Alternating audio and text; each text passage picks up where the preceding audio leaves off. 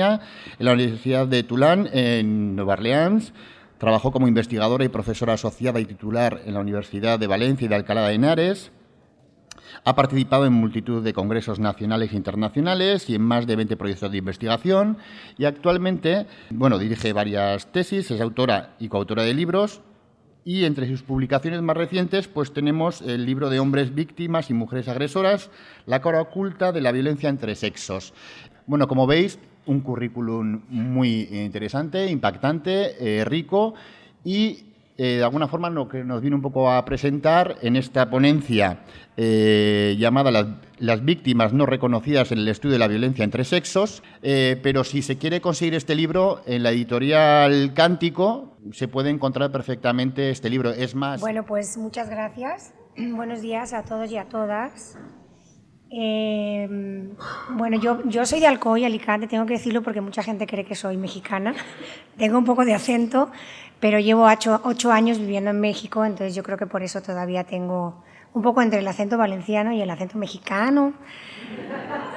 Entonces, pues quería dar las gracias en primer lugar a Verónica Fernández muy especialmente por haberme invitado a estas jornadas, y a la Asociación Estatal de Profesionales de la Sexología por permitir que estemos aquí ahora, en este momento y en este espacio y en este lugar reflexionando sobre temas que se plantean en estas jornadas y temas que son tan interesantes y tan importantes en la agenda social contemporánea. Muchas gracias. Y vengo a hablar un poco de lo que es la violencia íntima o la violencia en la pareja, o mejor, con el título La violencia entre sexos. Este es el libro que comentaban, entonces me gustaría contarles un poco la historia, porque tiene historia este libro. Entonces, en el año 98 yo comencé mis investigaciones sobre violencia en las relaciones de pareja con una beca que me dieron para estudiar la Complutense sobre prevención de la violencia y lucha contra la desigualdad entre hombres y mujeres. Y he participado desde entonces en varios proyectos subvencionados por organismos públicos y también privados. Y con estas investigaciones, en el 2002 culminó en una tesis doctoral cuyo título es Adolescencia, Violencia y Género. Posteriormente, una editorial en España bastante importante, me comentó si podía escribir un libro sobre mi tesis, pero escrito en un lenguaje que no fuera científico y que fuera entendible para toda la población. Entonces, yo comencé un poco a escribir este libro. Y dije, otra vez hablar del mismo tema, de la violencia de género, la violencia hacia las mujeres. Yo ya había trabajado con mujeres maltratadas en proyectos como, por ejemplo, violencia de género y estrés postraumático, prevención de violencia en las escuelas. Ya había hecho mucha investigación sobre esto. Entonces yo me planteaba, ¿qué pasa con la otra mitad de la población, los hombres? ¿Sufren los hombres también violencia en las relaciones de pareja? ¿Por qué no se habla sobre el tema? Existen estadísticas y estudios confiables y válidos que nos permitan hablar también de una violencia femenina. ¿Tenemos los hombres y las mujeres los mismos motivos para utilizar la violencia? ¿Existen diferencias en los tipos de violencia que emplean hombres y mujeres en las relaciones de pareja? ¿Qué factores determinan esas diferencias de género entre sexos? ¿Existe la violencia femenina? Entonces, en torno a estas preguntas es cuando se plantea este manuscrito. Esto es la versión final, obviamente hay un manuscrito inicial mucho más políticamente incorrecto. Entonces la editorial leyó esto. Este es un libro que se escribió en el 2005, pero apenas se publicó en el 2013. Entonces la editorial leyó esto y ¿cómo es posible que estés diciendo, ¿no?, que existe violencia hacia los hombres, por ejemplo, en los casos de separación y divorcio, que es una violencia que sufren los varones, cuando dices que el 95% de las maltratadoras hacia los hijos son las madres? Pues no es que yo lo diga, es que en las investigaciones científicas y en los estudios existe la violencia femenina y también existe la violencia que ejercen las mujeres. Entonces, el libro se retocó muchísimas veces, porque en ese momento estaba la Ley Integral de Violencia de Género, que quizá fue una estrategia de mercadotecnia. Yo, como tengo un postdoctorado en mercadotecnia, puedo hablar, ¿no?, de un poco de lo que es la mercadotecnia. Entonces, esa estrategia de mercadotecnia fue muy buena, crear esos institutos y esos centros y gastar dinero en discriminar positivamente a la mujer y dejar de lado a otros colectivos que también sufren violencia en las relaciones de pareja. Entonces, daba muchas largas. Yo ya me fui a vivir a México en el 2006 y pues yo entendí que pues la editorial no quería arriesgar a publicar este libro. Entonces, bueno, luego pasó mucho tiempo hasta que se pudo cancelar el contrato y conseguir todas las firmas para poder cancelarlo. Finalmente, pues se quedó en un cajón, como muchas otras cosas, pero un día dije, bueno, a ver, es un trabajo que yo hice durante un año, nadie me pagó por esto, fue un trabajo en el que dediqué mucho de mi tiempo y mucha energía también, y donde lamentablemente se me cerraron muchas puertas. Cuando yo iba a pedir datos, pues bueno, ¿qué les puedo contar? Les puedo contar de muchas situaciones de violencia laboral también, y de cómo no en este país, y recalco en este país, cuando se hablan de determinados temas y donde no tienes padrinos, pues te presentas a plazas en universidad y quedas la segunda o la tercera, pues porque no tienes padrino, básicamente, ¿no? Entonces, bueno, pues finalmente en el 2003 contacté con la editorial Cántico, una editorial pequeña, una editorial independiente, y el editor dijo, pues así va el libro, solo que claro, tienes un capítulo de estadísticas del 2004 y 2005. Entonces, bueno, fue volver a leer sobre pues, datos que habían sobre hombres maltratados y muertos a manos de sus parejas mujeres, tanto en las instituciones como en la prensa digital. Se rehizo ese capítulo y al fin pues, salió publicado. Entonces, cuando a mí me invitaron a dar esta conferencia o cuando presenté el libro el año pasado, pues mucha gente me dice, oye, es que es un libro muy polémico. Es que vas a dar una conferencia muy polémica y yo realmente me sorprendo. O sea, me pregunto por qué pues en este país analizar las desigualdades entre hombres y mujeres o el campo del estudio de la violencia de la pareja e intentar comprender un poco más sobre la violencia entre sexos desde una perspectiva dinámica, abordando una problemática excluida pero muy importante que son las víctimas no oficiales de la violencia entre sexos, puede ser algo tan polémico y peor aún políticamente incorrecto. Bueno, pues al parecer lo ha sido porque esta es la primera vez que me invitan a hablar sobre este tema en España. Digo, en México, ¿no? Y en otros países que podemos pensar que están mucho más retrasados, en estos temas son mucho más abiertos. Yo doy muchos diplomados en el Instituto de la Mujer, en el Instituto de la Mujer en Jalisco, y también trabajo para una ONG que se llama Educadores Sin Fronteras y damos muchos diplomados de prevención de violencia en las familias, prevención de la violencia desde las escuelas, y he trabajado con servidores públicos o funcionarios que atienden a víctimas de la violencia en las relaciones de pareja, y cuando se habla de estos temas hay una apertura hacia el tema y sí reconocen que existe y que también existe violencia hacia los hombres. Entonces, bueno, con este libro pues se trata de estimular un poco el debate y la reflexión en general, de la violencia en general y de la violencia íntima o entre sexos en particular. Entender un poco la violencia en su totalidad y entendiendo un poco lo que es la violencia en su totalidad, pues vamos entrando un poco más hacia la violencia hacia el varón como un fenómeno poco estudiado, y se trata un poco de tomar distancia de la violencia ejercida hacia las mujeres, y no porque no sea un problema que hay que seguir luchando y que hay que seguir erradicando y que hay que seguir haciendo programas de prevención hacia la violencia hacia las mujeres, sino entender el problema como la violencia íntima sin exclusión de ningún sexo. Entonces se centra un poco en ver la realidad que suele obviarse y de la que muy poco se habla, que es la violencia femenina y la violencia que también sufren los varones, puesto que cualquier tipo de violencia dirigida al sexo que sea es igualmente condenable y censurable. Entonces, bueno, pues se trata un poco de denunciar que no se estudie este tema que es la violencia en las relaciones de pareja o entre sexos. Y bueno, pues antes de hablar de la violencia en las relaciones de pareja, es muy importante hablar de la definición y hablar de lo que es la violencia en general. Es importante la delimitación de conceptos porque si no delimitamos los conceptos, pues estamos obviando muchas veces diferentes manifestaciones de la violencia que normalmente no se estudian en las macroencuestas o en los estudios científicos o académicos. Si bien la polisemia pues, constituye una gran riqueza lingüística, también es fuente de numerosas confusiones cuando hablamos de términos como, por ejemplo, la violencia. Entonces, nos encontramos con lagunas en cuanto a la definición de violencia y en cuanto a la definición de lo que es la violencia de género. Como consecuencia de la falta de unanimidad en las definiciones y los múltiples significados que adopta el concepto violencia muchas veces no sabemos si nos estamos refiriendo cuando leemos un estudio o cuando hay una noticia o cuando hay datos en estadísticas que se informan en los medios de comunicación, no sabemos si se está hablando de términos como la agresión, la violencia, la ira, la hostilidad o de qué tipo de violencia estamos hablando.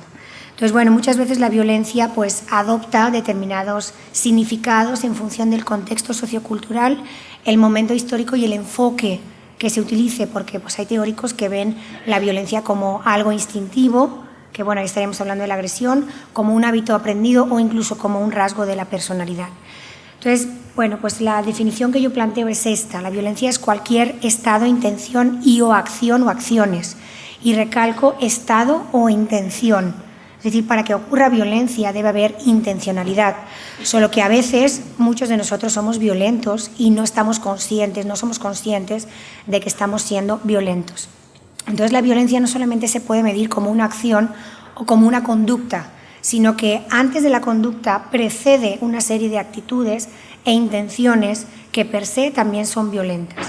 La violencia está dirigida directa o indirectamente hacia una persona o varias personas, o contra otras especies o seres vivos, especies animales, que evitan dicho dolor o consecuencia negativa. Y es importante recalcar directamente o indirectamente. Se puede ser violento de manera indirecta utilizando a otras personas para que el agresor o agresora no permanezca identificado.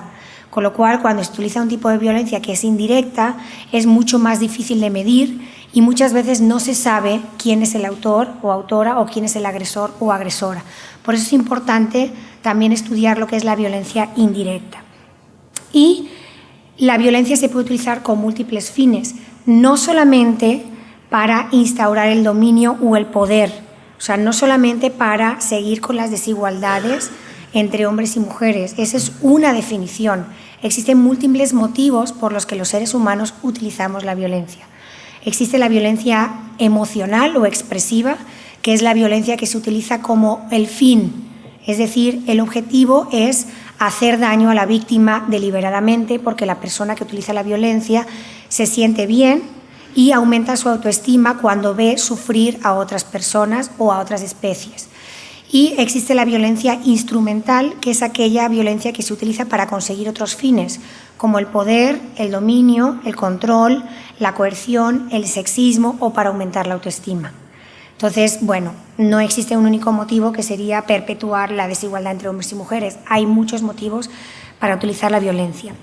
O incluso a veces se utiliza la violencia para causar una buena impresión o pues para ser más, ¿no? Porque el agresor o agresora pues normalmente es una persona que tiene una baja autoestima y al hacer uso de esta violencia aumenta la seguridad en sí mismo. La persona puede utilizar métodos verbales, métodos físicos, psicológicos, indirectos y o materiales. Esto es importante porque cuando hablamos del estudio de la violencia normalmente se estudia la violencia física, que es fácilmente observable y medible, pero existen otros tipos de violencia que no son tan fáciles de observar y que deja huellas que pueden incluso ser mucho más dañinas que la violencia física. El resultado siempre es poner a la víctima en una situación o posibilidad de riesgo, cualquiera que sea la forma que adopte. Y aquí se incluye también los actos que llevan a perpetuar la violencia, como es, por ejemplo, el castigo físico en el caso de los menores. Es importante pues ver que existen múltiples formas en las que somos violentos y violentas y la variedad de actos violentos disponibles hacia los seres humanos es virtualmente inacabable. Se puede agredir con una mirada, se puede agredir con una actitud, con un gesto, con una palabra, con una señal, con una expresión o con una conducta. Se puede agredir de muchas formas.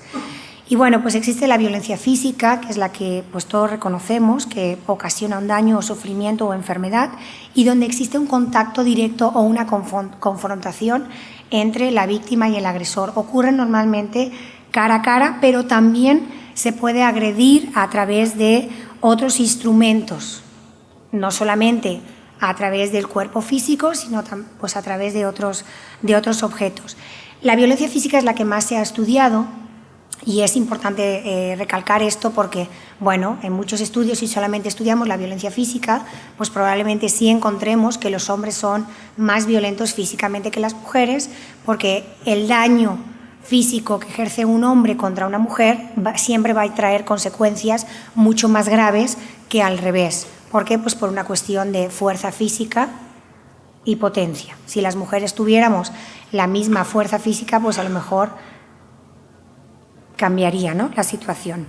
Bueno, ejemplos de este tipo de violencia física tenemos pegar, golpear, abofetear, empujar, retorcer alguna parte del cuerpo, sacudir. Por ejemplo, cuando los niños, ¿no?, yo ahora estoy estudiando lo que es estoy más enfocada en el maltrato infantil, hay un síndrome que se llama el síndrome del niño zarandeado.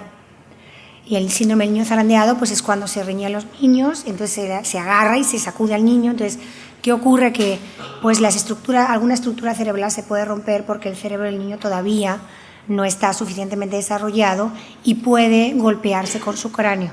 Entonces, se puede romper alguna estructura cerebral y se pueden convertir en niños que en un futuro pueden ser agresores. ¿Por qué? Porque hay también pues alguna parte del cerebro, como es el lóbulo prefrontal, que se puede dañar, que es el relacionado con el razonamiento moral. Entonces puede ser que sean agresivos precisamente porque sufrieron algún tipo de violencia física en la familia. Luego tenemos la violencia verbal, que son afirmaciones verbales que son expresadas para herir a otras personas. Entonces también es un tipo de conducta fácilmente observable y fácilmente medible. Pero luego tenemos la violencia indirecta. Es un término que, a pesar de que muchos de nosotros, y me incluyo, podemos llegar a ser violentos indirectamente, es un término que apenas se está estudiando. Los primeros que empezaron a estudiar el tema de la violencia indirecta fueron los finlandeses en la Universidad de Vaasa. Ellos fueron los primeros que desarrollaron toda una teoría de por qué las mujeres son más violentas, usan más la violencia indirecta que los varones, y ahora hablaremos un poquito más de eso.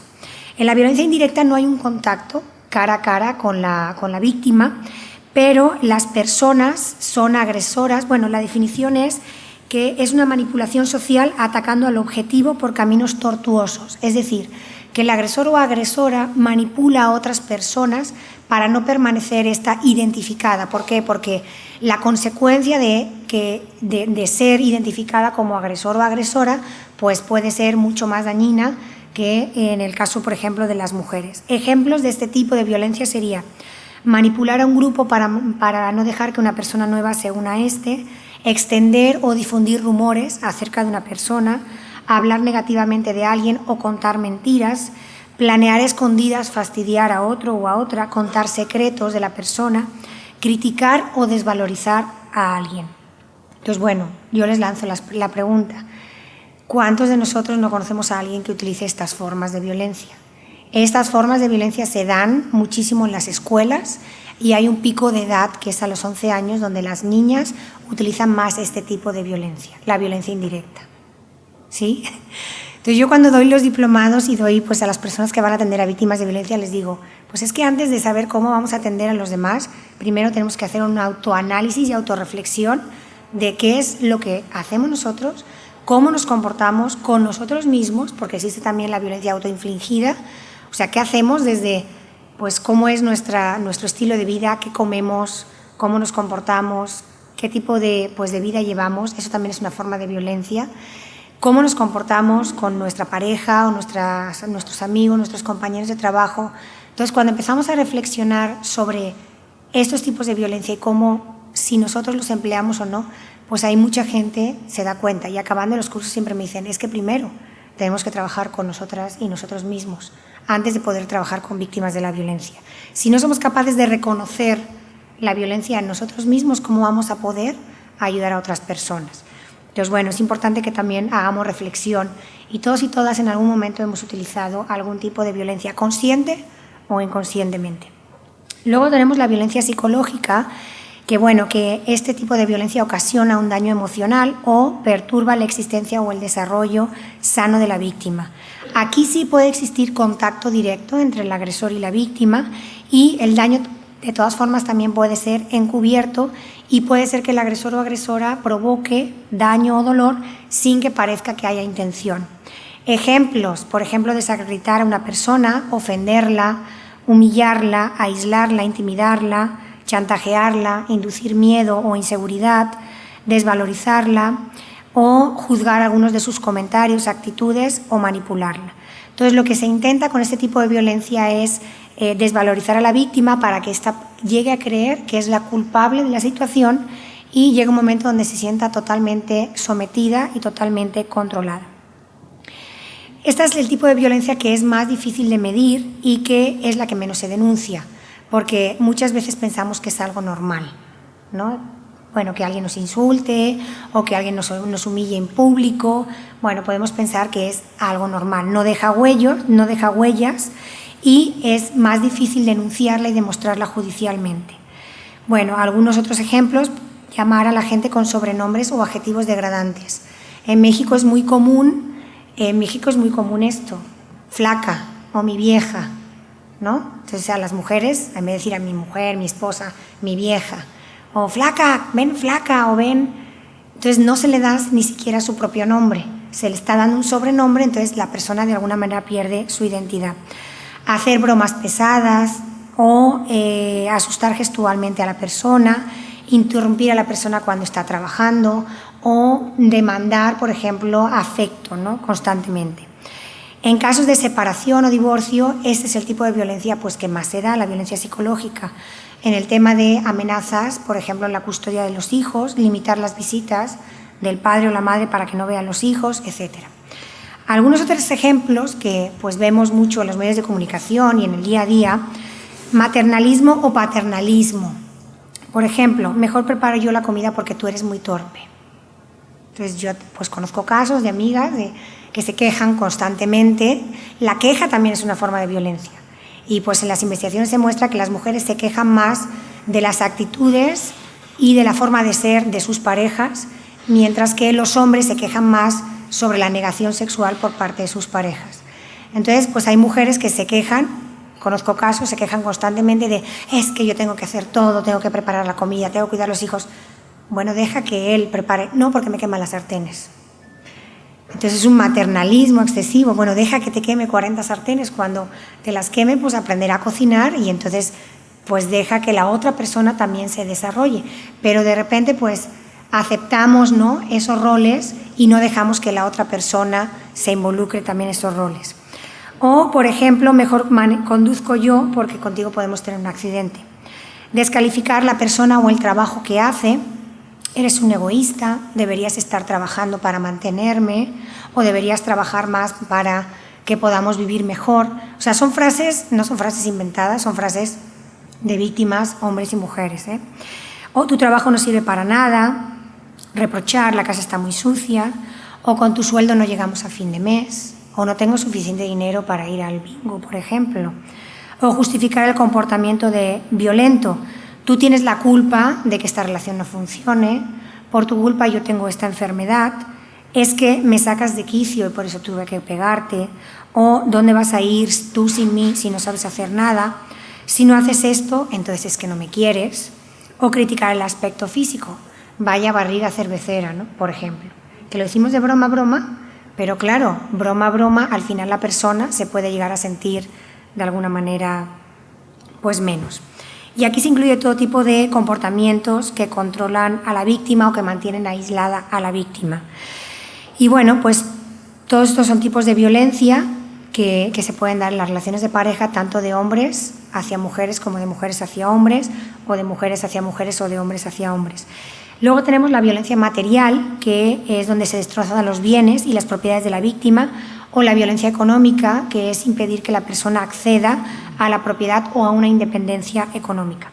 Tenemos la violencia sexual, que bueno, pues ustedes saben más de este tema, de la violencia sexual, y otros tipos de violencia mucho más, no sé si sofisticadas, podríamos decir, pero mucho más que pasan desapercibidas. Hay un autor que es González de Rivera que habla mucho de lo que es la violencia afectiva y define algunos términos, como por ejemplo la cronofagia. La cronofagia consiste en robar el tiempo del otro o de la otra persona e interrumpirle constantemente cuando está haciendo algo importante con algún pretexto. O sea, es la demanda del afecto constante. O el canibalismo afectivo: acosar constantemente a la víctima solicitando afecto besos y caricias o con la necesidad constante de recibir amor, palabras, gestos o contactos cariñosos. O la fragilidad afectiva, que es acosar a la víctima solicitando el afecto o quejándose de traición y abandono cuando la víctima pues trata de hacer algo libremente. O el chantaje afectivo, cuando se demanda afecto o se demandan cosas ilógicas o imposibles, o la confusión afectiva, que es la expresión aleatoria de afecto y desafecto que se alternan sin razón aparente. Ahora te quiero, ahora no, ahora te quiero, ahora no. Entonces, bueno, son formas de violencia muy, muy sutiles y que estas formas de violencia pasan desapercibidas en las estadísticas porque, al parecer, pues no se miden o no forman parte de la definición de lo que es la violencia en las relaciones de pareja. ¿Violencia de género o violencia entre sexos? Bueno, pues el término violencia de género se ha utilizado para subrayar que el origen de la violencia en las relaciones íntimas se da entre un hombre y una mujer. Se inicia, estas son algunas definiciones que han dado algunos colectivos, es iniciada por el varón sobre la mujer para perpetuar una serie de roles y estereotipos y con esto continuar con la situación de desigualdad entre hombres y mujeres y que cuando una mujer incurre en este tipo de violencia es en defensa personal. Sí es cierto que muchas formas de violencia, el fin último es continuar con la desigualdad entre varones y mujeres, pero no es el único motivo. Entonces, este tipo de definiciones, pues lo que hace es dar un planteamiento teórico carente de respaldo empírico y muy peligroso, puesto que deja en la posición estática de agresor al varón y a la mujer en la posición de víctima. Y el único objetivo, pues no es perpetuar esos roles. Entonces, estas definiciones nos llevan a concepciones erróneas y a sesgos en lo que es el estudio de la violencia, donde pues se lleva a no estudiar a otras personas que también forman parte de la relación y que también sufren violencia.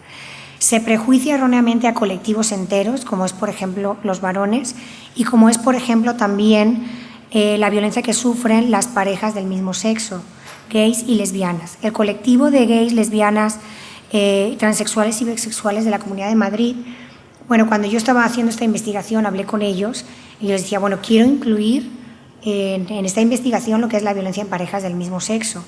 ¿Hay violencia? ¿Existe violencia? Porque en Estados Unidos hay muchos estudios y existe muchísima violencia, incluso más en las relaciones de pareja del mismo sexo.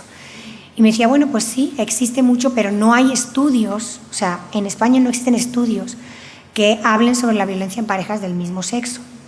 Y estas personas cuando quieren denunciar un caso de maltrato se encuentran con muchísimos problemas. ¿Por qué?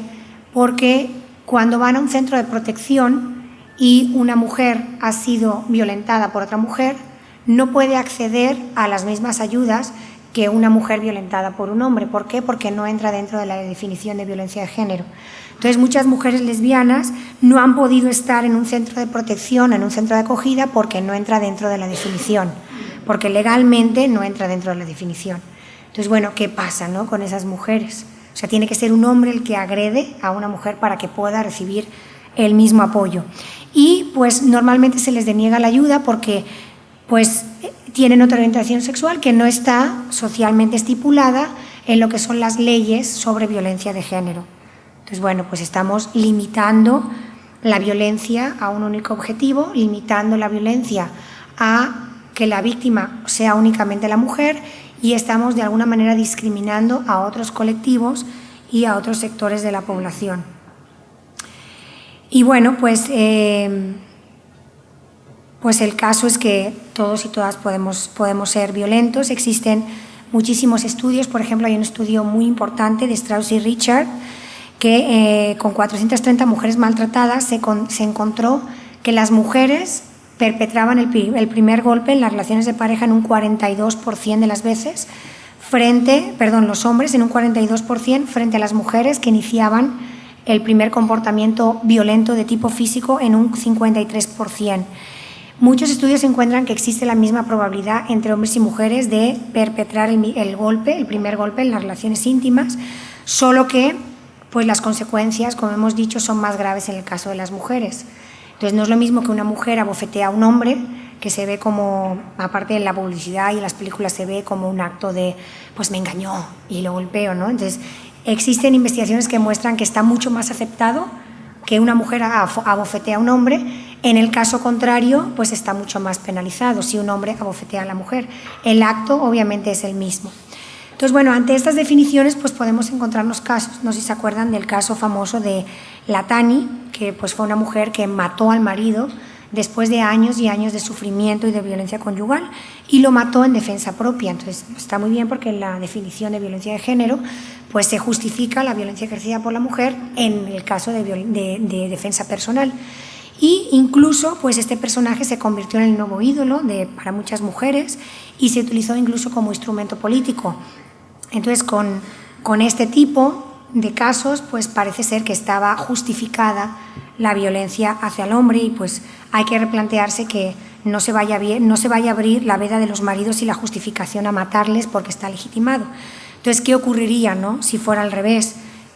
Que un hombre matara a una mujer por años de sufrimiento, de violencia psicológica, por años sufriendo los celos patológicos de la pareja, soportando humillaciones, amenazas con suicidarse si él la deja, o amenazas con no volver a ver a los hijos si se divorcia de ella, o con amenazas como, por ejemplo, denunciarlo por mal padre o por abusos sexuales, porque ese es otro tema, el tema de las falsas denuncias. Probablemente pues esto no ocurriría, ¿no? Si el hombre mató a la mujer, pues la mató. No hay justificación alguna de que él fuera o estuviera sufriendo violencia desde hace años. Inclusive en los casos de separación y divorcio, el 90% de los casos de suicidios de hombres están en situaciones de divorcio y separación. Eso también es una forma de violencia. Y bueno, al hilo de este argumento también tenemos el caso de Lorena Bobbitt, que en el 93 cortó los genitales de su marido por una infidelidad. Entonces, pues despertó, fue muy morboso. Cuando ocurre violencia de la mujer hacia el hombre en los medios de comunicación siempre es un tema morboso, amarillista. Entonces, bueno, pues fue una nueva sensación, y hasta mucha gente justificaba que le hubiera cortado sus genitales, pues se lo merecía porque fue infiel. Ahí estaba justificado y era la violencia legítima. Aquí la violencia conyugal le resultó pues muy, muy rentable, porque hasta protagonizaron una película pornográfica. Entonces, ¿qué hubiera ocurrido si hubiera sido al revés? Que él hubiera cortado los pechos, no sé, de la mujer por haber estado con otro, por haber sido infiel. Obviamente el trato hubiera sido totalmente distinto. Entonces, utilizar el término de violencia de género se puede utilizar si nos centramos solamente en el motivo de perpetuar los estereotipos, pero pues es mucho mejor utilizar un concepto que es violencia entre sexos, violencia íntima o violencia en pareja. Y es muy importante estudiar la violencia en pareja o la violencia en pareja, e incluye no solamente parejas casadas, unión libre, cónyuges, exparejas, parejas, incluye todo. Pero hay que estudiarlo como algo separado de lo que es la violencia familiar, porque muchas veces las estadísticas se inflan porque se habla de la violencia en la familia, y la violencia en la familia incluye otras formas de violencia y otros protagonistas, podríamos decir, u otras víctimas, como la violencia hacia las personas mayores o la violencia hacia los menores. Que bueno, el tema de la violencia a las personas mayores es un tema que nadie estudia, y que hay muchísima violencia hacia las personas mayores, no solamente las que viven en el hogar, sino también aquellas que están en centros, en residencias de la tercera edad o en asilos. Hay muchísima violencia y bueno, pues parece ser que a nadie le importa esto. Pero bueno, cuando hablamos de quiénes son más violentos, pues primero tenemos que ver qué es lo políticamente correcto. Entonces, han sido numerosas las investigaciones que se han hecho para comprender las diferencias entre sexos. Estudios longitudinales que estudian parejas durante años, o estudios que se llaman metaanalíticos, que lo que hacen es recopilar estudios de cualquier país donde se estudian las diferencias entre sexos. Se ha sugerido que en general los hombres son más violentos físicamente hacia las mujeres.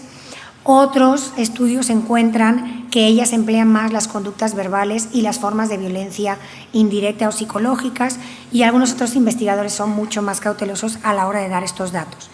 Estudios antropológicos como los de Fry, Cook o Burbank muestran que no es un hecho universal ni está totalmente demostrado, y que no se sostiene para todas las culturas, que en realidad lo que es el sexo explica solamente el 5% de las diferencias de violencia entre sexos. La cultura es mucho más predictiva de la violencia que el sexo, que el ser hombre o mujer, y el hecho de ser hombre vas a usar más la violencia física, y el hecho de ser mujer pues vas a usar más la violencia, otros tipos de violencia. Entonces, otros estudios encuentran que en realidad tanto los hombres como las mujeres son igualmente violentos físicamente, pero las modalidades son distintas. Por ejemplo, los hombres utilizan más violencias del tipo empujar, pegar con un objeto y luchar físicamente, mientras que las mujeres muestran más conductas como arañar, pellizcar, apretar y dar patadas más a menudo que los varones. La violencia es la misma, solo que la forma es diferente, pero es la misma violencia. Bueno, en otras universidades pues han hecho también estudios donde se demuestran que 2 de cada 50 hombres sufren violencia. Las mujeres atacan psicológicamente en el 93% de los casos, frente al 80% de los hombres que atacan psicológicamente, y las mujeres cometen actos de violencia en un 40% frente al 28% de los hombres. En una investigación, bueno, que yo estoy haciendo, bueno, llevo un montón de años haciendo esa investigación, pero bueno, es una investigación que empecé en México. Estamos validando una escala de unos finlandeses con los que estoy trabajando, y bueno, pues como para estos temas nunca hay dinero ni nunca hay fondos, pues es una investigación que yo hago poquito a poco, llevo ya 2 años, y bueno, poquito a poco ya tengo una muestra de 500 parejas. Es una investigación en la que se mide tanto la violencia perpetrada como la violencia recibida. Y ahora vamos a hablar un poco de esto, ¿no? Que hay que estudiar la violencia, no solo la que tú recibes, sino también los tipos de conducta que tú haces. Entonces son 500 parejas donde se les aplica un cuestionario totalmente anónimo, totalmente confidencial, en sobre cerrado, donde no existe la deseabilidad social y donde no existe el sesgo del experimentador, donde no yo voy a estar, a ver qué escribes, a ver, porque muchas veces ocurre eso. Ahora en esto que estamos estudiando en México del bullying, pues algunos alumnos decían, oye, pero esto no lo van a ver mis padres, ¿verdad? Oye, pero los maestros no van a ver las respuestas. Claro, los maestros estaban ahí, aplicando los cuestionarios. Y existe mucha violencia de los maestros hacia los jóvenes. Entonces decían, los maestros no van a ver esto. Entonces, bueno, en este caso era con sobre cerrado, sin algunos datos se pedían, como la edad, quién era tu pareja, cuánto tiempo duraste con la pareja. Y lo que hemos encontrado, tanto en Finlandia como en México, ahora se está recabando una muestra en Madrid, y lo que hemos encontrado es lo siguiente. Los hombres sufren más violencia no verbal, más violencia verbal también, bueno, no verbal, violencia directa, y más manipulación social que las mujeres. O sea, ellos manifiestan sufrir este tipo de violencia. Por ejemplo, algunas conductas que ellos manifiestan. Se niega a hablar conmigo, de las mujeres hacia los hombres. Se niega a mirarme, a tocarme, me pone malas caras. Ha dado portazos, se niega a dormir en la misma cama que yo. Se ha marchado molesta de algún lugar cuando he llegado. Se ha negado a tener relaciones sexuales conmigo porque estaba enfadada. Ha coqueteado abiertamente con otra persona para hacerme enojar. Me ha amenazado con dejarme. Ha dejado de hacer las tareas que normalmente hacemos los dos. Ha hablado mal de mí a otra persona. Ha intentado excluirme de acontecimientos sociales. Ha intentado que me sintiera culpable y ha hecho muecas o gestos a mi espalda. Son las conductas que más reportan los hombres que sufren por parte de sus parejas mujeres. O sea, esto también medimos si la pareja era del mismo sexo, pero no hemos visto diferencias en parejas del mismo sexo todavía porque la muestra es muy pequeña. Bueno, luego eso es también algo que les iba a comentar, es algo que resulta terrible estudiar la violencia en parejas del mismo sexo, porque para ellos es muy difícil, o sea, además que para la sociedad es un tabú, sobre todo pues en culturas como en México, que es muy difícil aceptar una relación con otro hombre o con otra mujer, entonces es mucho más difícil que hablen de la violencia que sufren por parte de sus parejas del mismo sexo. Y en ese estudio encontramos que las mujeres reconocen utilizar más la violencia física hacia sus parejas hombres.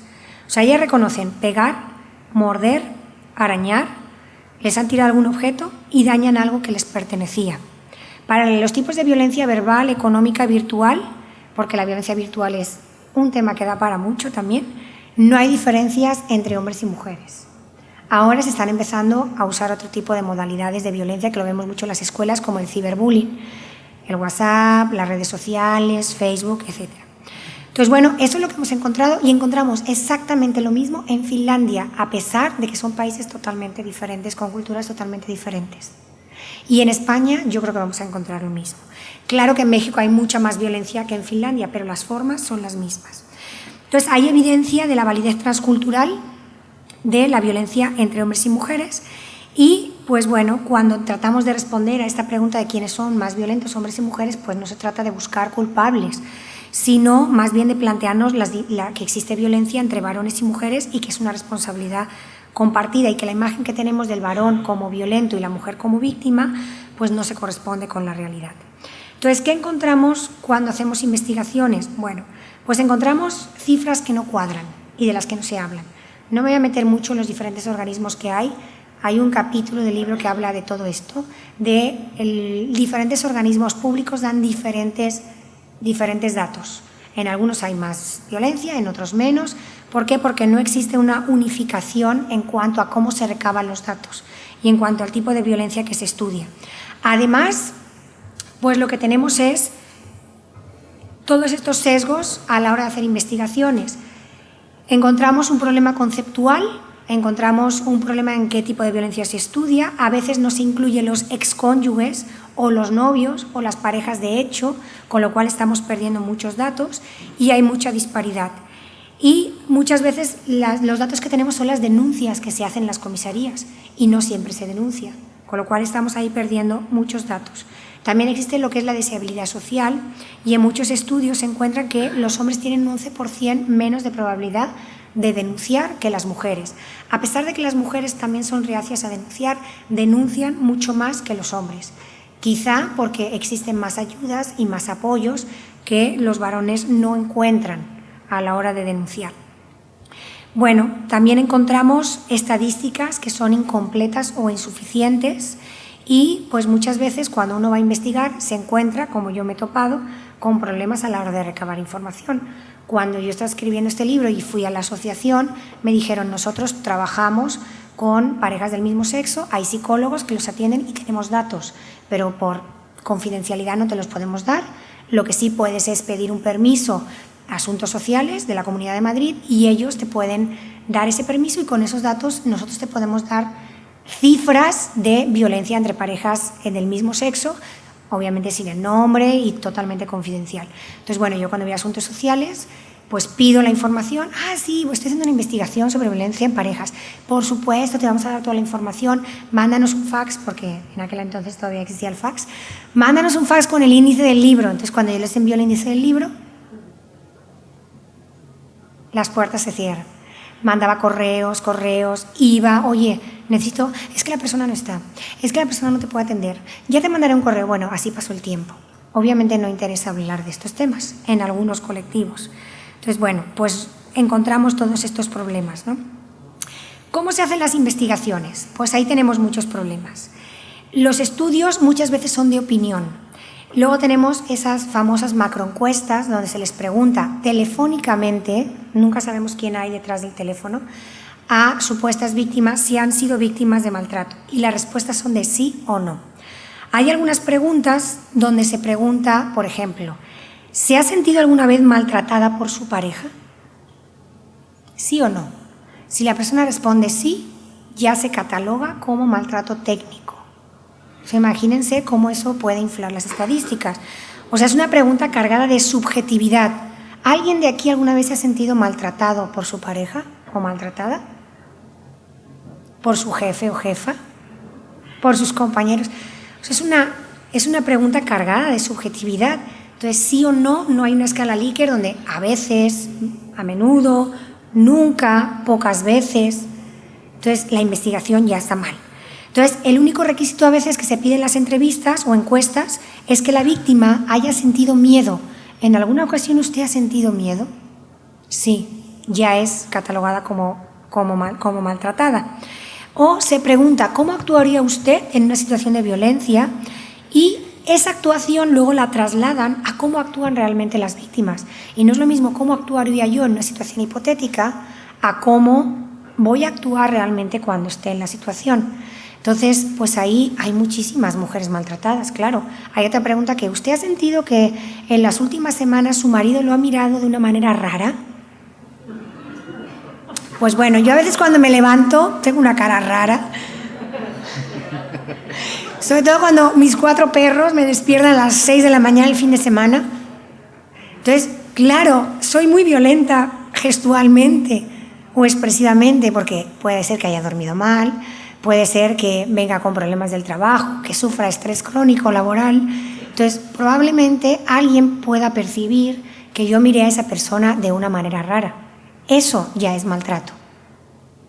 Entonces, aquí hay que tener mucho cuidado cuando hacemos estas investigaciones porque, claro, no es lo mismo la victimización percibida que medir la violencia con conductas. En una investigación en la que yo colaboré sobre moving o violencia laboral en la Universidad de Valencia, nosotros utilizamos 2 tipos de instrumento. Medíamos la violencia como la victimización percibida, donde preguntábamos, el acoso laboral es, bla, bla, bla, damos la definición y existen varios niveles, nivel 1, 2, 3. ¿Usted se ha sentido violencia o se ha sentido acosada o acosado laboralmente? ¿Sí o no? ¿Y a qué nivel? ¿A qué nivel? A nivel 1, 2 y 3, igual que el acoso sexual, medíamos también. Y luego pasábamos a otro cuestionario que medía conductas de violencia laboral, conductas con medidas organizacionales, aislamiento de la víctima, etc. Cuando hacíamos la comparación entre ambos instrumentos que contestaba la misma persona, las cifras de victimización percibida eran superiores, muchísimo más superiores, que las de conductas donde se evaluaba realmente la conducta de violencia. Entonces, si nosotros medimos la victimización percibida, todos en algún momento somos víctimas, porque nos encanta también el papel de la victimización. Entonces, aquí tenemos un sesgo en cómo se hace la investigación. Luego tenemos la muestra. La muestra son los participantes que se utilizan en la investigación.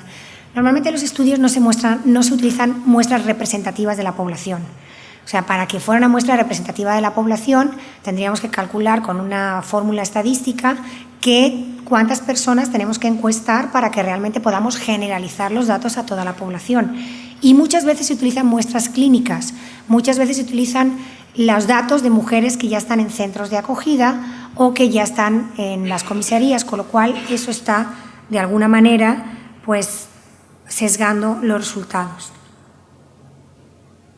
Bueno, otra cosa es que solamente se le pregunta a una parte, a las mujeres, no se les pregunta a los hombres y no se les pregunta a terceras partes.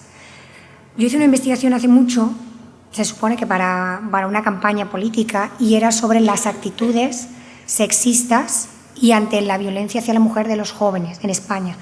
Participaron un total de 4.740 adolescentes entre 12 y 19 años y entre los instrumentos que yo utilicé fue uno de clima laboral, de clima familiar.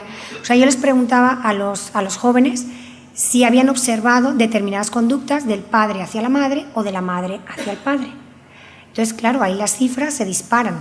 Si eso mismo le preguntamos a la madre o al padre, probablemente digan que no usan este tipo de violencias.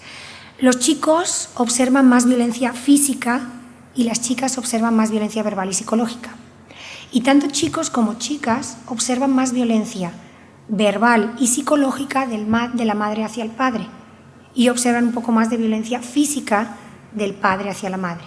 Con lo cual, lo que están observando esos jóvenes son conductas que en un futuro van a reproducir. Si un menor observa que la madre utiliza más la violencia psicológica y verbal, probablemente aprenderá esas técnicas. Y de hecho, las chicas son más víctimas de la violencia psicológica por parte de sus madres. Es decir, que ellas se sienten más ignoradas, sus madres les gritan más o les dejan de hablar, que son conductas típicamente psicológicas. Entonces, esos roles también luego se van a reproducir cuando sean adultos o adultas o cuando estén en las relaciones de pareja. Bueno, decir tiene que lo que yo encontré fue los mismos tipos de violencia entre chicos y chicas y obviamente el partido político nunca utilizó esta investigación porque pues no interesaba, pero a mí me vino muy bien porque como no lo van a utilizar, los datos son tuyos, bueno, pues entonces saqué un libro de eso. Entonces a mí me vino bien, no interesa hablar de esos temas y sí realmente habían datos donde probaban que niños, niñas, jóvenes, adultos utilizaban los mismos tipos de violencia. Otro sesgo que encontramos es el de la institución y del experimentador. Entonces, bueno, aquí muchas veces, y lo digo por experiencia, porque llevo muchos años investigando, a veces se fuerzan los datos. Porque claro, si a mí me está subvencionando no sé quién, con fondos de no sé qué, o con el programa de tal, ¿cómo voy a decir que mi programa no está funcionando? ¿O cómo voy a decir que las mujeres son igualmente violentas hacia los hombres? Entonces se falsean datos, me ha tocado estar, digo ahora, pues obviamente yo no leería, cuando empecé, ¿no? Pues todavía era muy joven y entonces, pero es que no salió esto, sí, pero fíjate, porque si vemos esto, entonces claro, el instrumento que se mide, si es de respuesta abierta o si son investigaciones de tipo cualitativo, se presta a la interpretación y a la subjetividad. Siempre se necesitan 2 investigadores para evaluar las mismas entrevistas y para que haya que tanto un investigador como otro encuentren los mismos resultados. Cuando hay un cuestionario, pues no se puede falsear los datos. Si la persona contestó 5 siempre o 0 nunca, eso no se puede cambiar, son estadísticas. Pero cuando son estudios cualitativos, pues siempre se puede falsear un poquito. Y bueno, también con los datos cuantitativos se puede falsear. Aquí hay pues muchos casos, como por ejemplo el de Leslie Kennedy y Donald Dutton, que en el 87 fue un estudio muy antiguo, hicieron una investigación donde se encontraba el mismo tipo de violencia. Misteriosamente, las contestaciones de las mujeres en ese cuestionario desaparecieron y se publicó la mitad del estudio en la Cámara de los Comunes y se llamó La guerra contra las mujeres. Este informe pues sirvió para financiar durante 2 años dotaciones de millones de dólares por aquel entonces el ministro, y pues bueno, con eso se generó mucho dinero, se generaron muchos fondos para estudiar lo que era la violencia hacia las mujeres. Luego más tarde el estudio se publicó completo. Y luego tenemos el problema de qué tipo de violencia se estudia. Como solamente estudiamos la violencia física, que es fácilmente observable, pues no tenemos estudios que corroboren qué tipos de violencia existen o qué diferencias hay en la violencia psicológica o emocional. Y bueno, luego también decir, ¿no?, que hay instituciones marcadamente antihombres o antimujeres y que de alguna manera los investigadores también están cargados de muchos prejuicios y pues también, ¿no?, existen ideologías políticas religiosas que de alguna manera también están afectando a veces estos estudios. Y bueno, eso se ve mucho, ¿no?, en los estudios psiquiátricos que encuentran una enfermedad pero ya hay un medicamento para esa enfermedad. Y luego resulta que ya hay una farmacéutica que subvencionó la investigación. Entonces, pues también habría que ver cómo se hace esto. Y pues el tipo de violencia que se estudia y la violencia, como se ha estudiado como un dominio masculino, pues solamente se ha estudiado la violencia del varón y pues también han habido muchos investigadores hombres que han estudiado esta violencia. Hay pocas mujeres que estudien la violencia de los hombres hacia las mujeres. Bueno, ¿qué pasa cuando las víctimas son ellos? ¿Existen hombres que sufren violencia? Pues sí, existen, pero cuando alguien trata de hablar de esto, pues se censura. Por ejemplo, como el caso de Neil Lindon, que fue uno de los primeros periodistas en los años 90, que empezó a hablar de la violencia que sufren los hombres, por ejemplo, los casos de separación y divorcio. También empezó a sugerir que existía lo que es la discriminación positiva, empezó a hablar de por qué se destina tanto dinero a prevenir enfermedades de la mujer como el cáncer de mama y no hay investigación o no hay dinero, por ejemplo, para el cáncer de próstata. Entonces, bueno, pues empezó a hablar de este tema y era uno de los periodistas mejor pagados del Reino Unido y pasó a ser un paria de la profesión y como castigo pues se le separó de sus hijos porque no era una persona que pudiera educar correctamente a sus hijos. Otras personas que se han atrevido a hablar de estos temas es, por ejemplo, la investigadora Erin Pizzey, que fue una de las primeras que creó el primer albergue de mujeres maltratadas en Inglaterra y pues ella encontró que de 100 mujeres maltratadas, 40 usaban de igual manera la violencia hacia sus parejas hombres.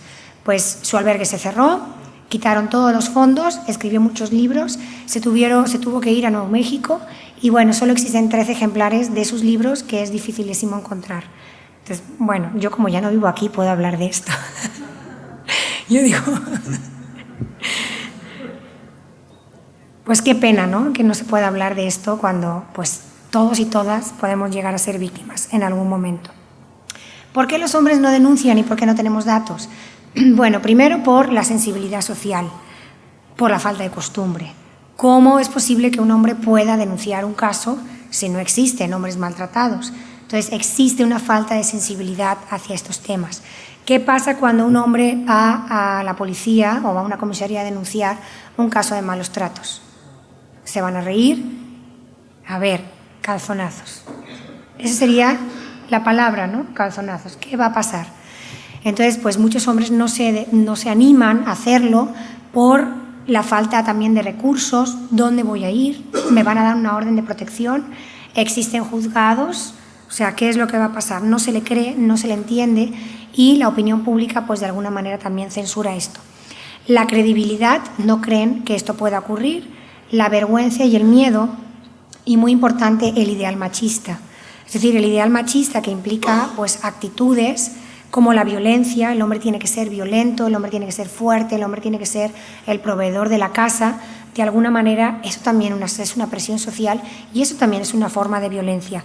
No solamente sufren la presión social por mantener el ideal masculino, sino que además también deben proteger a la mujer, responsabilizarse por mantener a la familia, sacar económicamente adelante a la familia y ganar más dinero. Eso también es un tipo de violencia. Y la discriminación sexual. Entonces, bueno, son algunas razones por las que no se atreven a denunciar estos casos. ¿Qué tipos de violencia pueden sufrir? Pues bueno, pueden sufrir los tipos de violencia que hemos visto antes, todos los tipos de violencia, desde la violencia física, recibir un bofetón, un arañazo, recibir un golpe, violencia verbal, insultos, gritos, violencia sexual, menosprecio sexual, por ejemplo, violencia material, romper objetos personales, económica, gastar todo el dinero o controlar todo el dinero o que administren todo el dinero, y violencia psicológica indirecta o emocional. Por ejemplo, no dejar que salga ni vea a los amigos o familiares, amenazar con suicidarse si ella la abandona, hablar mal de él a los hijos o a las hijas o a la familia, criticarle frente a la familia. Pero aparte de esos tipos de violencia, también existen otros tipos de violencia que sufren, como la violencia en el sistema legal y judicial. Cuando una mujer es maltratada, pues tiene derecho a muchas ayudas, a un salario mensual, abogados gratuitos, se le busca empleo, pero cuando un hombre denuncia, ¿qué ocurre? No tienen derechos. Luego tenemos el problema de los hijos y la familia extensa. En los casos de separación y divorcio hay una clara discriminación y hay una clara violencia hacia el varón. El varón muchas veces es ignorado en lo que es la parte legal. La custodia en el 95% de los casos las madres son las principales, las que reciben la custodia de los hijos, y los padres solamente pueden ver a sus hijos una vez cada 15 días. Al igual ocurre con la familia extensa y con los abuelos por parte del padre, que solamente pueden ver al hijo cada 15 días. Y aquí existe algo que se llama lo que son las falsas denuncias o lo que es la alienación parental, que no sé si han oído hablar de este tema, pero bueno, existen falsas denuncias y muchos casos de maltrato que no están probados. En el libro hay como un capítulo entero de falsas denuncias y de mujeres que son aconsejadas por los propios abogados en los casos de separación y divorcio para que diga que la maltrató, que diga, tú tienes que decir que tu marido te maltrató porque así es todo más fácil. El juicio va a ser más rápido y tú te puedes quedar con la casa y el coche. Esto a mí ya me ha pasado en una investigación sobre violencia y estrés postraumático en mujeres maltratadas. En la Universidad de Valencia hicimos entrevistas a mujeres que habían denunciado casos de abuso y maltrato, y en una de las entrevistas la mujer decía, bueno, esta es la segunda denuncia que le pongo por abuso sexual contra mi hija. Bueno, cuéntanos qué ocurrió. Pues nada, ella estaba en el cuarto de baño y mi marido salió de la ducha desnudo. Bueno, pero pasó algo más, ¿no? Bueno, no es abuso como tal, abuso sexual. Ya sé que no es abuso sexual, pero a mí eso me sirve, como ya es la segunda denuncia, para quedarme con mi hija, para quedarme con la casa y para que me pague la manutención hasta que mi hija sea mayor de edad. Claro, nosotros eso no lo podemos denunciar porque existe el código deontológico y cuando llega un caso así, pues no se puede denunciar. O sea, no puedes ir a un juzgado y denunciar. Entonces, ¿qué pasa cuando existen esos casos? Los niños, como son dependientes, codependientes emocionalmente de sus padres, de sus progenitores, acaban creyendo que esa situación ocurrió. Realmente hay menores que acaban creyendo que fueron abusados por sus padres o maltratados por sus padres.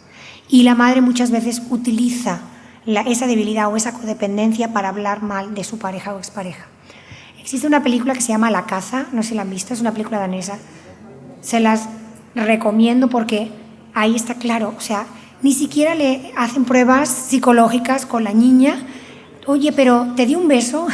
Sí. Entonces ya el hombre es juzgado. Entonces díganme qué ocurre con ese hombre. Bueno, es una película, pero en un pueblo donde, o en este caso con esta mujer, donde el padre ya es un abusador sexual. ¿Qué va a pensar la hija? ¿Cómo se va a desarrollar esa hija en sus relaciones de pareja, en sus relaciones con otras personas? ¿Cómo va a reaccionar la familia, sus compañeros de trabajo? A ese hombre se le acabó la vida y es una falsa denuncia. Y sí hay muchos casos, aunque luego haya gente que diga que no. Hay muchos estudios, muy buenos estudios, con datos fiables, con poblaciones donde se generalizan los datos, y estos son algunos estudios donde muestran que tanto hombres como mujeres inician situaciones de violencia. El último estudio, que es el de Martin Fiebert, él tiene un libro y es muy curioso porque él habla de, bueno, tanto hombres como mujeres utilizan la violencia, pero lo más importante que yo veo de este estudio es los motivos por los que las mujeres usan la violencia contra sus parejas. Ellas dicen, o sea, la excusa o el motivo por el que usa la violencia con la pareja es: mi pareja no estaba siendo sensible a mis necesidades, un 46%. Quise llamar la atención de mi pareja, un 44%. Son los motivos por los que ellas recurren a la violencia contra el hombre. Mi pareja no me escuchaba. No pensé que mis ataques causaran daño a mi pareja. Creo que los hombres pueden protegerse bien y por eso no me preocupa ser físicamente violenta. He comprobado que la mayoría de los hombres han sido educados para no pegar a una mujer y por eso no tengo miedo de que mi pareja me responda. Como las mujeres somos iguales a los hombres, podemos expresar nuestra violencia hacia ellos mediante la violencia física. Ahí ya se están igualando los roles. Me siento más poderosa cuando me comporto violentamente con mi pareja. Fíjense los motivos. O sea, el motivo no es fui violenta porque pasé 10 años de maltrato continuado. No me hacía caso, quería llamar su atención, o bueno, no pasa nada. Si ahora ya somos iguales, hombres y mujeres, ¿por qué no usar yo la violencia? Cuando yo hice la tesis medí lo que es los estereotipos de género y encontré que los niños, porque eran jóvenes de 14 y 18 años, los jóvenes se muestran con roles o con estereotipos de género tradicionalmente adjudicados a las mujeres. Ellos decían que eran más sensibles, lloraban fácilmente, mientras que ellas se autodefinían como agresivas, independientes, indiferentes a los sentimientos de los demás. Yo analizaba los datos y decía, me he equivocado, no. O sea, realmente, claro, no sé si es porque es la adolescencia y todavía, pues de alguna manera están interiorizando esos estereotipos, o que realmente sí está habiendo un cambio. Las mujeres han copiado el rol o los estereotipos tradicionalmente adjudicados a los hombres porque se han dado cuenta que es la manera de triunfar. Pero, lamentablemente, han utilizado o han copiado lo que es la violencia. Y bueno, por eso hay un capítulo en el libro que es la nueva generación de mujeres, las chicas son guerreras. Las mujeres, está aumentando el índice de jóvenes encarceladas y que cometen delitos y que están copiando esos rasgos. Y luego pues hay una parte que es por qué no se ha estudiado la violencia femenina, y hablamos ahí un poco de, pues también es un tema tabú. En cuanto a los tipos que emplean las mujeres, en los tipos de violencia ya hemos hablado que es la violencia indirecta la que se ha demostrado que es la que más se utiliza, también porque hay algo que es el papel del tamaño corporal y la fuerza física. Las mujeres pues no tenemos la misma fuerza física, entonces la consecuencia va a ser distinta, y el papel de las normas sociales. A las chicas pues se les enseña a mostrar todas sus emociones menos la agresión, mientras que a los niños se les enseña a reprimir todas las emociones salvo la agresión. Entonces, ¿qué ocurre? Que los niños pues pueden desarrollar juegos que son más violentos, desarrollan antes la violencia física que las chicas, y las chicas, como empiezan a hablar antes y desarrollan el lenguaje verbal antes que los chicos, aprenden a usar la violencia verbal antes, y luego, debido a pues algunas habilidades que podríamos decir más sofisticadas, acaban utilizando la violencia indirecta, donde permiten no confrontarse con el agresor y donde no hay consecuencias negativas. Y, pues bueno, lo podemos ver reflejado en los medios de comunicación, ¿no? En las telenovelas. Digo, aquí no sé si hay muchas telenovelas, pero en México es una cosa tremenda. Todos los arquetipos que se ven y la madre, o sea, el arquetipo de la madre, el arquetipo de, bueno, voy a decir la hechicera, la doncella. Y así es como se representa a la mujer. Cuando vemos un anuncio de publicidad, las relaciones entre las mujeres son de competencia. Mi ropa está más blanca que la de mi vecina. O mi cabello, el cabello de mi vecina está mucho más sedoso y brillante que el mío. Son relaciones de competencia. De hecho, en las situaciones públicas o en los contextos públicos hay más violencia entre mujeres que de hombres hacia mujeres o de mujeres hacia hombres. Y en las relaciones laborales se da y muchísimo. Existe más violencia horizontal en el trabajo y la violencia que sufren las mujeres en el ámbito laboral es violencia relacional. Las víctimas de violencia laboral mujeres son más víctimas de aislamiento, críticas, es decir, violencia relacional, mientras que los hombres son más víctimas en el trabajo de violencia con medidas organizacionales. Por ejemplo, a ellos no se les da trabajo, o se les da mucho más trabajo, o no se les da el trabajo para que hagan el proyecto, o se les humilla en público, pero es una violencia laboral, propiamente dicha, mientras que la violencia de las mujeres en el mundo laboral es interpersonal, lo que refleja también pues, lo que se observa en casa. Y bueno, luego tenemos, para ir acabando ya, lo que es la violencia en parejas del mismo sexo. Es similar la violencia entre gays y lesbianas, o incluso superior que la que se da en parejas heterosexuales. Y más de la mitad de las parejas de lesbianas declaran haber sido víctimas de la violencia por parte de sus parejas mujeres. Entonces, bueno, aquí los tipos de violencia son iguales, no existen estereotipos, pero adquiere otras formas, existen otras modalidades. Por ejemplo, se le puede amenazar a la pareja con contagiarle de SIDA o con desvelar su orientación sexual, y ya han habido casos de, bueno, en la asociación esta de Madrid, me decían, es que muchas mujeres han sufrido el que su pareja, cuando ya se había roto la relación, envió un correo a todos los compañeros de trabajo hablando de la relación que tenían entre ellas. Entonces, bueno, adquiere otras formas, pero en realidad es lo mismo. ¿Y quiénes son más violentos? Pues bueno, la violencia es bidireccional. Los motivos que pueden llevar a hombres y a mujeres son los mismos. Podemos ser violentos y violentas pues por la mera satisfacción o porque estamos cargados de frustraciones, y el cómo nos convertimos en violentos y violentas pues es igual para hombres y mujeres. Este es un... ¿No se ve completo? Así se ve ahí completo. Esto es el modelo teórico que yo desarrollé en mi tesis doctoral. Y bueno, tenemos una serie de experiencias sociales que son todas aquellas cosas que nos están influyendo desde que nacemos.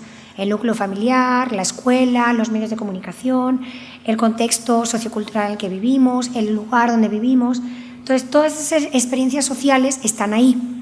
Pero existe, y eso puede resultar en un comportamiento violento, pero entre lo que yo observo y vivo y cómo me comporto, existe algo que se llaman los modelos de pensamiento o los hábitos de pensamiento, que es cómo proceso yo la información que yo observo y cómo actúo yo. Bueno, mi tesis fue un poco eso, estudiar cómo procesan la información los jóvenes ante situaciones de violencia, y se ve que las personas que recurren más a la violencia son personas que carecen de habilidades de solución de problemas, cómo procesan la información, tienen creencias que justifican el comportamiento y tienen tendencias impulsivas. Entonces, bueno, quizá no podamos cambiar los medios de comunicación, quizá no podamos cambiar las políticas, quizá es muy difícil trabajar con los padres, pero lo que sí podemos es intervenir en esos hábitos de pensamiento, en cómo procesamos la información, en cómo solucionamos los problemas, y ahí es donde pues, yo abogo por la intervención y la prevención desde las escuelas. En los jóvenes, cuando todavía pues, están desarrollando y todavía podemos trabajar en esos estereotipos de género y podemos crear esos factores de protección para que cuando tengan esas experiencias sociales no les afecte y tengan recursos para solucionar los problemas de una manera que sea no violenta, a través de trabajar con la autoestima, manejo de emociones, tolerancia a la frustración, etcétera, etcétera. Y bueno, pues en conclusión deberíamos pues prevenir la no violencia, y es necesario pues ver este problema como un problema que nos afecta a todos y a todas, que debemos empezar a eliminar esa terminología sexista y homófoba que en muchos casos discrimina a muchos grupos. Hay que crear organismos y comisiones que sean generales, que apoyen a todos los tipos de víctimas sin distinción de sexo y sin distinción de orientación sexual, además de seguir reforzando las legislaciones y las políticas públicas en este país.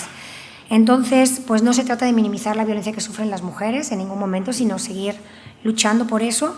Y como ciudadanos, pues tenemos la necesidad, tenemos todos y todas la obligación y la responsabilidad de analizar la violencia, nuestra propia violencia, y la perpetrada de un varón hacia una mujer hacia un varón, de una mujer hacia una mujer y de un varón hacia otra mujer.